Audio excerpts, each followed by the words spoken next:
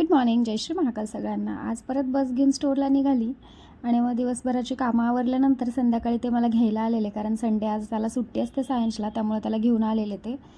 आणि मग मी निघालो घरी जाता जाता।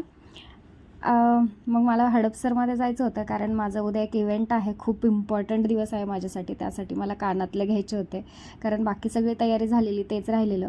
आणि त्यानंतर मला ताईंकडे पण जायचं होतं, एक काम होतं, आणि तिथे जाऊन अशी मी रील वगैरे बनवली त्यांच्या पार्लरमध्ये बसून।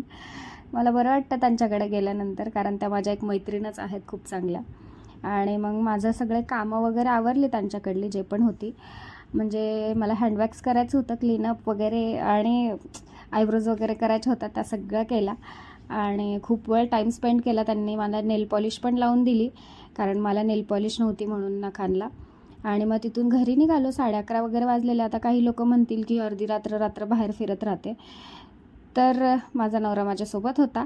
आणि मला नाही रात्र आणि दिवसाची फरक पडत, कारण मी सेकंड शिफ्ट करते, तेव्हा 11 वाजतातच मला घरी यायला। आणि घरी गेलं तर एक सरप्राईज होतं माझ्यासाठी खूप छान, आणि हे त्यांनी माझ्यासाठी आणलेलं। आणि त्यांचं मी जेवढं थँक्यू बोलेल तेवढं खूप कमी आहे। माझा नवरा चांगला आहे म्हणून माझं आयुष्य चांगलं आहे। थँक्यू।